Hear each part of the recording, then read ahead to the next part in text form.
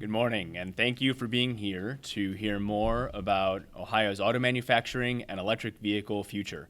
I want to thank our gracious hosts, the Ohio Chamber of Commerce, for having us here today. It sends a strong statement that they are hosting the announcement of this legislation. I'm sure most of you watched the Super Bowl this weekend and saw all of the electric vehicle ads. That does a great job of getting across the point that we're trying to make today about the global transition that's happening in the auto industry and what's at stake for Ohio. We at Clean Fuels Ohio have seen the transition in the industry, and we know that Ohio is at a crossroads. The decisions that we make today will determine whether Ohio protects and grows the jobs in our auto industry or whether we take detrimental steps backwards. We're not the only ones that see the urgent need to take action and take leadership on this issue. Under Senator Michael Rulli's leadership, a diverse array of stakeholders have signed on to support this legislation, including the Ohio Chamber of Commerce, the Ohio Auto Dealers Association, General Motors, the United Auto Workers, AEP Ohio, the Natural Resources Defense Council, and many others that you can find in the press kits that we'll be handing out. I'm proud to welcome our speakers, Senator Michael Rulli, Chamber President and CEO Steve Stivers, and Endera CEO John Walsh, to speak about what they see as the needs to keep Ohio's economy competitive moving forward. We'll start with Senator Michael Rulli.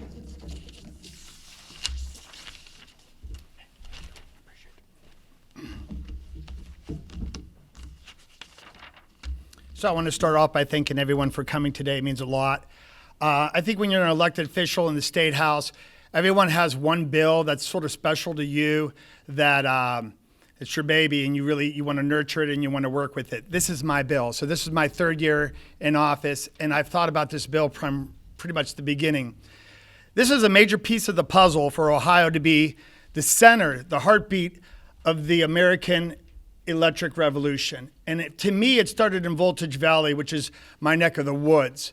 So 5 years when I was running for office, we had a very traumatic thing happen to the area where GM was deciding to close their plant.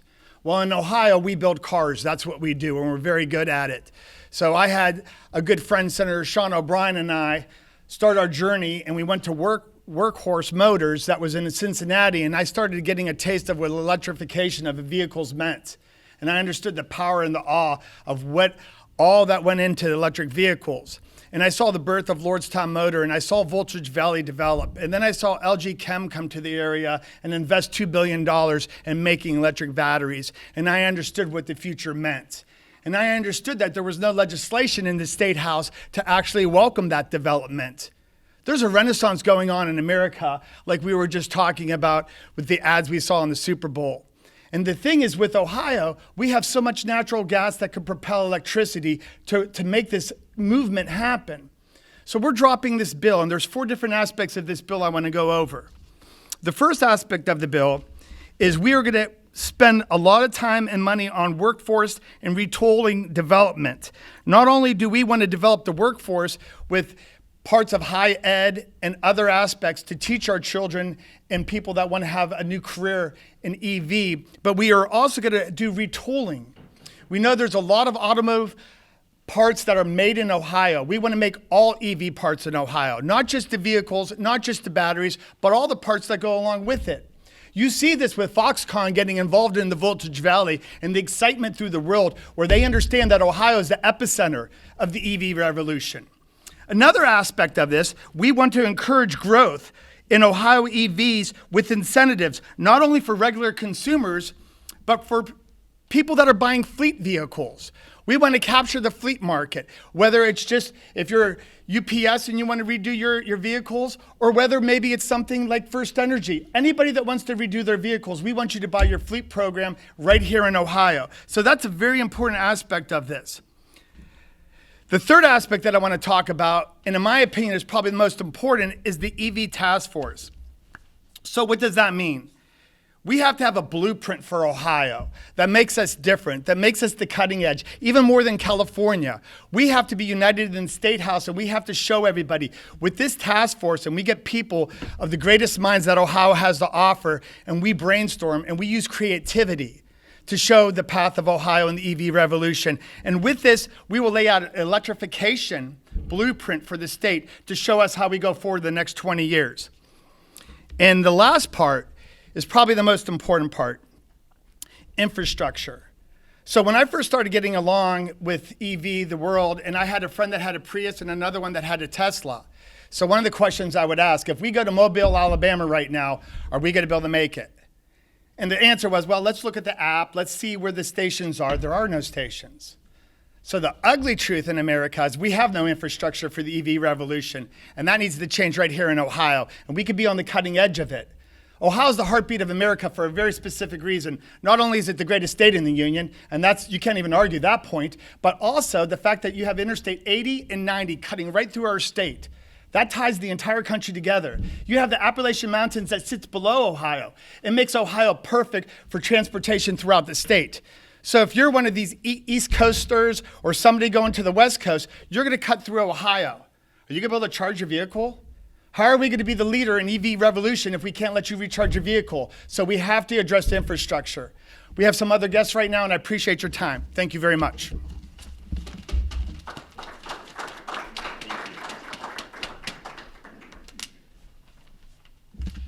Good morning, everybody. I'm Steve Stivers, President and CEO of the Ohio Chamber. We're happy to be the host of this press event and to be supportive of Senator Rulli's bill. We really appreciate his leadership on this topic. It's great to see a very electric crowd here today.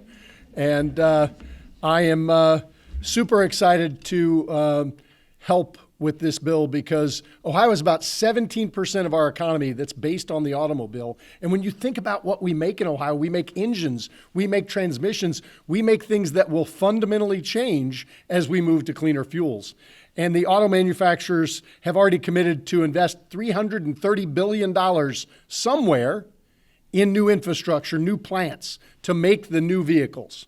We want those investments here in Ohio. That's what Senator Rulli's bill is going to help do. The other thing that we feel strongly about the chamber is that this be a technology neutral bill. We're super excited that Hyperion is coming to Columbus to build hydrogen fueled vehicles too, and we support all clean fuel vehicles. And I know Senator Rulli's going to put some language in to make this a technology neutral bill. We want those investments, whether they're hydrogen based, EV based, no matter what they are, because we want to make sure that Ohio is the place for all innovation for clean fuels for vehicles. We're super excited to be a partner on this. I want to thank Clean Fuels Ohio for their leadership, and I really want to thank Senator Rulli for being the champion of bringing those capital investments right here to Ohio. You know, $330 billion is 100, times what we typically talk about, one plant or one big thing. It's a giant deal. And, we talked a lot about the $20 billion investment that Intel's going to make here. $330 billion is 15 times that. Now, we won't get all $330 billion here in Ohio, but we want to make sure we get every bit that we can. We want to make Ohio competitive for it. And I believe that Senator Rulli's bill moves us forward in that way. I want to say thank you again. We're excited to be part of this coalition and very supportive. Thank you very much. Thank you, sir. And last, we'll hear from Endera CEO John Walsh. Hi, everybody. My name is John Walsh. I'm the founder and CEO of Endera. And Endera is a commercial electric vehicle manufacturer. We were founded on the premise of advancing the adoption of sustainable energy. And we're proud to be in Ohio. We are currently in Ottawa, Ohio, with a 250,000 square foot manufacturing facility. We are rapidly growing our employee base, and we are rapidly seeing the adoption of commercial electric vehicle fleets. Commercial electric vehicles right now are becoming economically viable. It is cheaper to operate commercial EVs, and this transition is already happening, whether we like it or not. And we want Ohio to be the leader in this industry, and that means jobs. We are rapidly growing our job base, and we are transitioning to an entirely new world where, we're starting to see EVs become the preferred solution for businesses and for jobs. And so I can't speak enough in how much support I am for this bill. And I'm really excited to be here today. And so, I want a clean world. We all want a clean world, and we want jobs to be in Ohio as a result of it. So thank you all. Thank you to our speakers, and with that, we will take questions. What's the cost? Do you have any estimate on how much money and some is involved? Or just what you think? So we expect there will be a fiscal note, but there are incentives that include $10 million a year for the workforce investment, $15 million a year for the factory retooling, and we can get you other details as well. One of a couple years ago in the transportation bill, they put in a thing where it costs more to have an EV in Ohio, where you have to pay more in taxes. And people said that sent the wrong message about this technology. Can someone, and there was supposed to be, as I understand it, some incentives put in for people to buy them that would offset, but that never happened. Can someone speak to the message that you're sending to people when you say, okay, we're going to charge you more to have an EV, but we're not going to give you any incentives for buying and purchasing that? You gotta come to the What up? There is a part of the puzzle that actually addresses that. We have a sales tax exempt. When you're buying an all-electric vehicle, you're going to get $2,000. If you're buying a plug-in hybrid that's new, you're going to get $1,000. And then if you are buying a used all-electric vehicle, you're going to get $1,000. So we did think about that, and we make mistakes in the State House. We learn from them.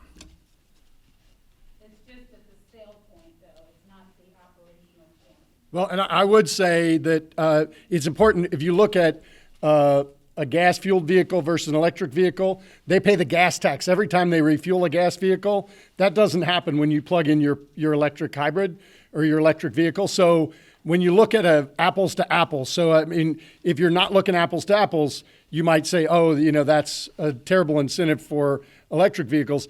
The tax incentives are already there because you don't pay a tax when you refuel your electric vehicle. So that's a 51 cents a gallon. Is that what the fuel tax is, the gas tax is right now? In that range when you include state and federal. So, there's already huge incentives, tax incentives for electric vehicles, and that's that you don't pay a tax every time you recharge your electric vehicle. So let's always look at it from an apples to apples standpoint.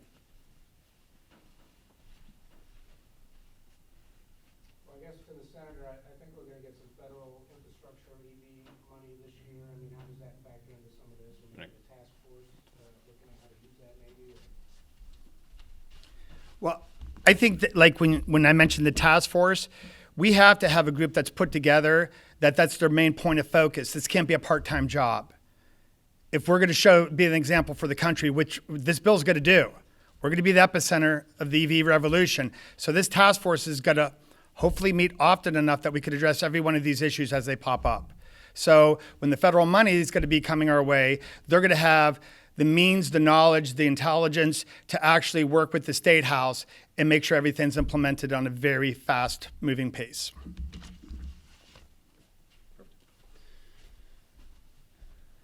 Other questions? If I could ask a question to Steve. Sure. If you wouldn't mind. Steve, I guess I think he's the best one for this, but in terms of the issue now with our traditional automotive manufacturing workforce, I mean, is there a concern from your perspective that if the state fails to act, that those jobs that we've known forever are at risk? Well, Mark, when you think about what we make here in Ohio, and I said it earlier, we make engines, we make transmissions. We have 108,000 people employed in the automotive industry directly, not suppliers, but working in the automotive industry. And a lot of those things, as we transition to electric vehicles, they won't The engines are fundamentally different. The powertrains are fundamentally different. There are a lot of parts, where there's like 2,000 moving parts on a gas vehicle and 35 or 50 on an electric vehicle. It's a giant cosmic change. And so, yeah, we need the capital investment here to make the things that go into EVs so that we'll keep jobs here. It's that simple. That's why the chamber's engaged and involved. We're talking about 100,000 workers in the automotive sector, and we want to keep those jobs here. They might be making something a little different, but it'll still be automotive related. And we need to make sure, and that's why Senator Rulli has a workforce piece in his bill, because there'll be changes that the workforce will need to be trained on some new skills and new opportunities. But manufacturing is manufacturing, automobiles are automobiles. So we want to keep the auto sector here in Ohio, and that's why the chamber's engaged and involved in this effort and appreciates what Clean Fuels and Senator Rulli's doing to try to save those 100,000 jobs here in Ohio.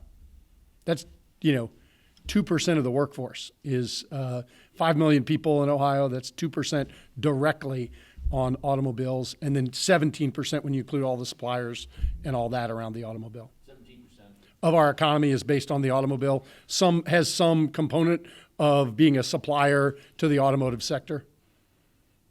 So it's a big chunk of Ohio's economy. I think only Indiana and Michigan have more. They're both around 20%. So it's a big chunk, and we're excited to keep those jobs here, and that's why this investment's so important. And frankly, when you look at the capital investment we're going to make and the big private capital investment that's coming here, it's a no-brainer to spend $15 million to get, say, $1 billion or $2 billion or $5 billion, whatever the total number is. It's a smart move on our part. This is good business. We represent Ohio's 318,000 private sector employers, and we want to make sure that we keep growing them. Thank you. Thanks, Mark. Thank you. I would add to that, this is an opportunity and a risk. I'll point you to this poster, which is a list of facilities that make vehicles and vehicle parts that have opened in other states besides Ohio. We have a historic strength in this industry, but the industry is changing globally. And so we need to position Ohio and have the proper policy framework to make sure that we protect and grow this industry, as Steve said. Other questions? Does Ohio need to completely look at the way it deals with new technologies, cleaner technologies, to give them more of a disadvantage or more of an advantage than they have now? Because other states have a lot of advantages when it comes to embracing these environmentally friendly forms of transportation. Can someone speak to that and what the view is and what needs to be done, if anything? So, I can't speak to the exact advantages you're talking about in other states, but I'll tell you, our educational system, our college and universities, and the research that's happening at University of Akron, at Youngstown, at the Ohio State University, in and around battery technology, in and around electrification, at the Center for Automotive Research at Ohio State. There's really important research that is necessary and fundamental, a building block as we transition to cleaner fuels. And that's a sort of competitive advantage for Ohio, in my opinion. The fact that General Motors has committed to making one of their 3 battery plants in the United States, in Lordstown, Ohio, is a big deal. So we do have some infrastructure and some advantages in and around, but these incentives are going to play a big part in the capital decisions that the auto manufacturers are going to make. And so we want to have a competitive situation in Ohio where we can compete with every state around the country on the kind of incentives that other states are starting to offer. So this bill is really important as we try to make Ohio more competitive. And so I'm not sure exactly which advantages you think other states have. I'm happy to address them if you have specific examples too. Yes. For example, in Colorado, if you look in some of their incentives that they have incentives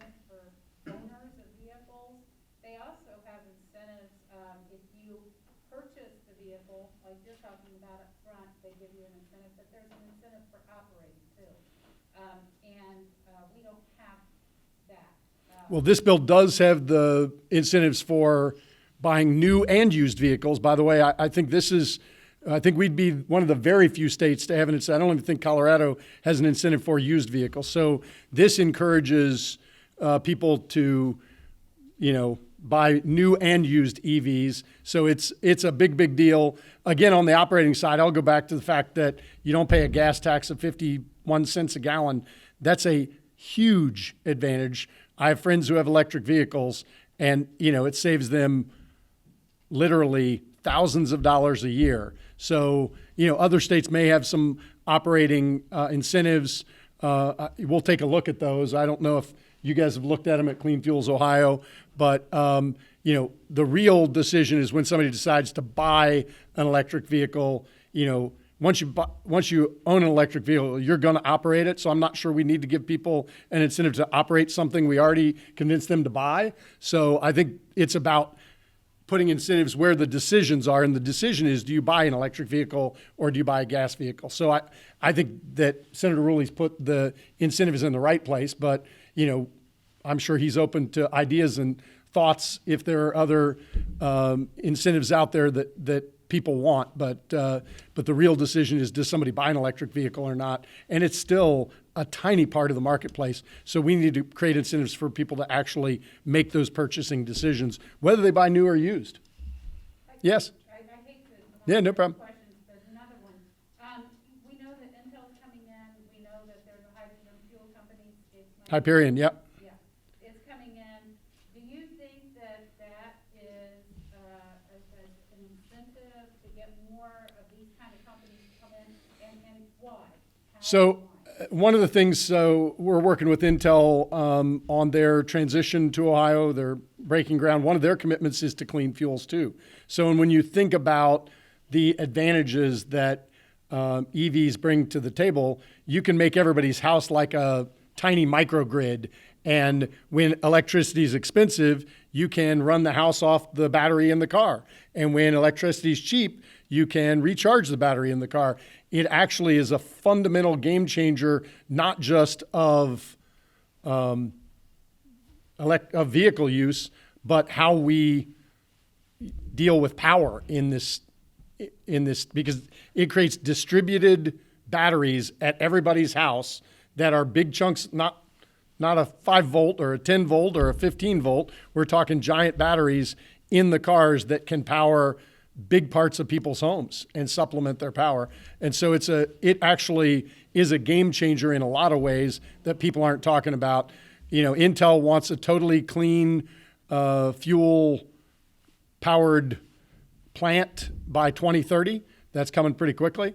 And so this is all working sort of together, in my opinion. Hyperion and hydrogen fuel is a piece of the future, in my opinion. The consumer will pick what technology they want. You don't want to say we're all in for Betamax and then have the consumer pick VHS.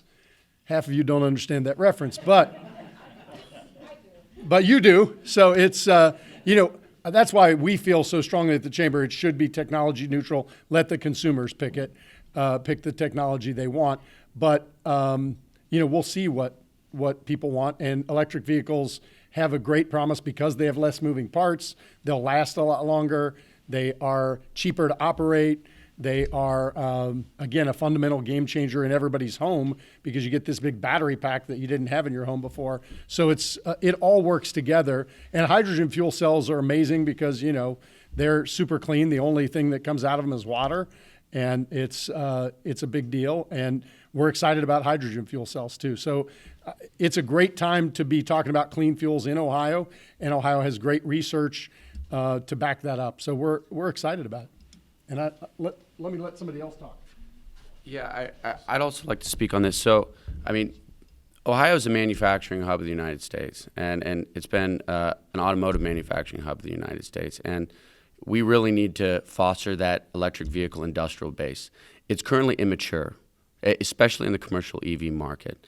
And so having those incentives to catalyze manufacturing for EVs in the United States is good for America and it's good for Ohio. And Ohio has a competitive advantage already, and we want to retain that. Right? We came to Ohio because of the workforce. We came to Ohio because of the economic advantage that we have over other states to be able to deliver quality commercial electric vehicles at a competitive price.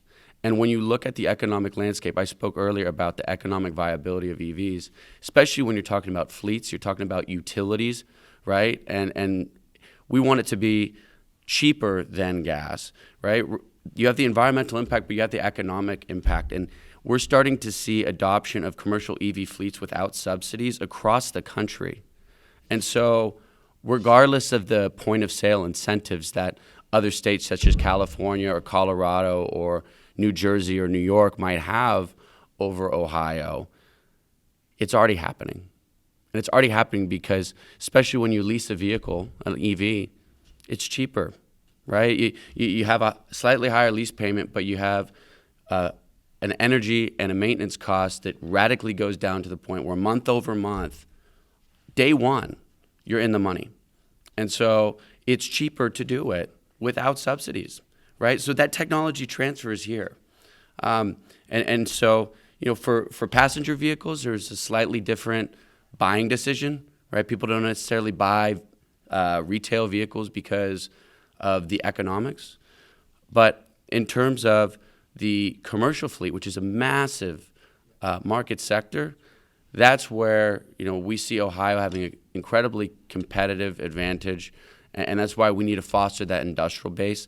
And incentives like this bill really help us in the tooling and equipment, as well as the job training and transition that's necessary to promote that industrial base. And so we don't want Ohio to be left behind because they currently, you know, have been a leader historically. And so that's why this program is so good. Good for Ohio, good for jobs. A couple things. First thing is I want to give everyone know we have an electric vehicle, a truck that's made in Lordstown, Ohio by Lordstown Motors that's out front. If anyone wants to take a tour and you can see what Ohio builds.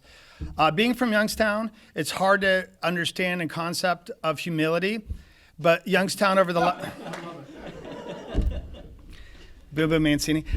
Youngstown over the last 100 years, we've gotten kicked a lot, and we have learned humility. This bill is a work in progress.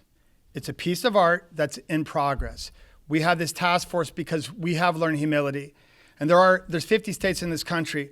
Some are doing nothing with EV. But there's some states like New York, like Tennessee, like Kentucky, like Colorado, like California, like Washington, who are doing a bunch of different things.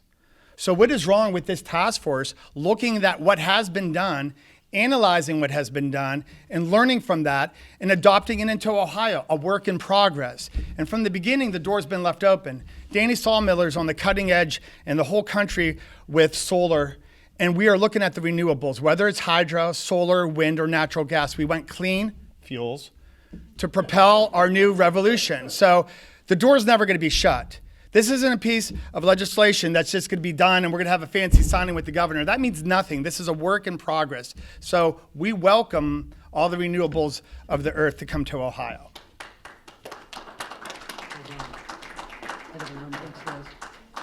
Thank you very much. We really appreciate it. Thanks. Any other questions? Are you going to put in more EV charging sites? That's one thing that a lot of people who have EVs are complaining that, you know, you get out and it's fine when you're in Columbus, but you get out, you know, 50 miles away and you can't find a charging site. Is that part of the plan? Do you want me to? Sure. Okay. So this bill addresses EV charging in two ways.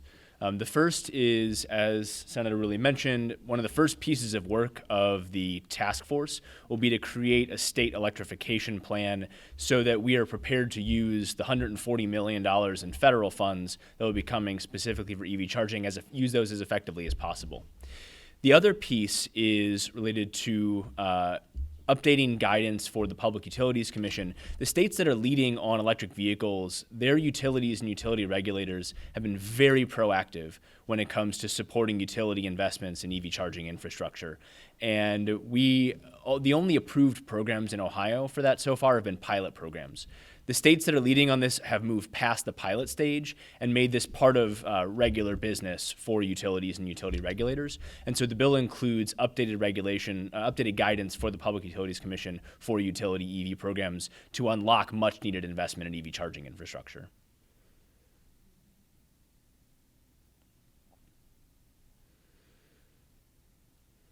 Other questions?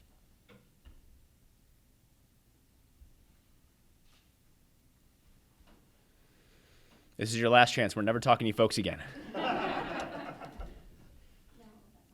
That's not true. Just to be clear, that was a joke. All right, well, I know that John and Senator Rulli are planning to stick around for at least a little bit to answer questions one-on-one. But I just want to thank you all again for coming today. We are really excited about the opportunity that this bill presents for Ohio. And we really appreciate Senator Rulli's leadership. We appreciate the Ohio Chamber of Commerce hosting us today and Steve Stivers speaking. And thank you to Endera CEO John Walsh for contributing as well. This has been great, and we look forward to continuing this conversation with all of you. Thank you.